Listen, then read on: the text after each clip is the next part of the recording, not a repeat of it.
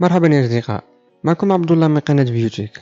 سنتحدث اليوم عن أهم مواصفات جالاكسي نوت 10 القادم، والتي أصبحت قريبة للواقع حسب الكثير من التسريبات من مصادر موثوقة. كما ترون، أصبحت الكاميرا الأمامية تأخذ مساحة صغيرة جدا، والتي تأتي في وسط أعلى الشاشة. كما يمكن أن يأتي الهاتف بنسختين أو أكثر، النوت 10 والنوت 10 بلس، واحتمال وجود نسخة مخففة كما فعلوا في سلسلة الإس كالإس 10 إي.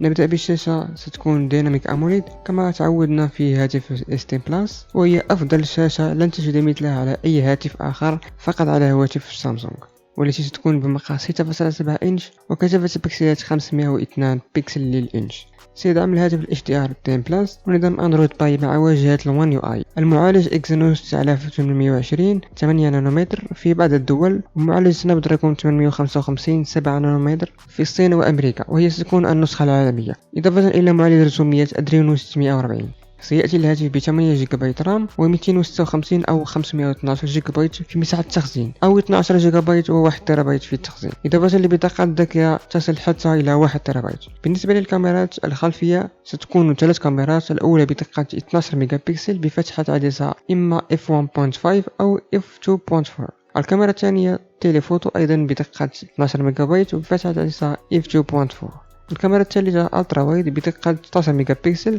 بفتحة عدسة f2.2 إضافة لمستشعر. والكاميرا الأمامية التي تكون في وسط أعلى الشاشة ستكون بدقة 10 ميجا بكسل وبفتحة عدسة f1.6.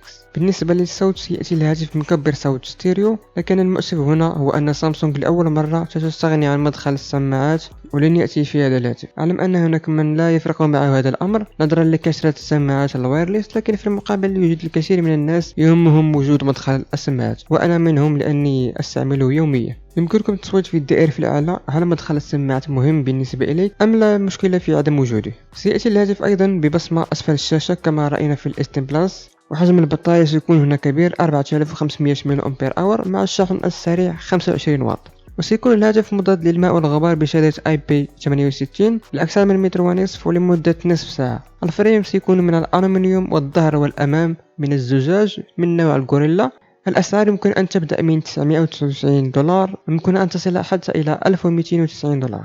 موعد صدور الهاتف سيكون غالبا في 7 من شهر أغسطس القادم، وكما تفعل سامسونج كل عام عند الإعلان عن هواتف سلسلة النوت دائما ما تكون في هذا الشهر. كما قلنا سابقا، لا نضمن أن تكون كل هذه المواصفات صحيحة 100%، على أي إنسان ننتظر حتى موعد صدور الهاتف ونرى ما يحدث. هذا كل شيء أصدقاء، إذا أعجبكم الفيديو لا تنسوا دعمنا بلايك، ولمن يشاهد القناة لأول مرة يمكنه الانضمام إلينا مجانا، فقط اشتركوا وفعل الجرس ليصلك الجديد، وكالعادة انتظروا الفيديو القادم.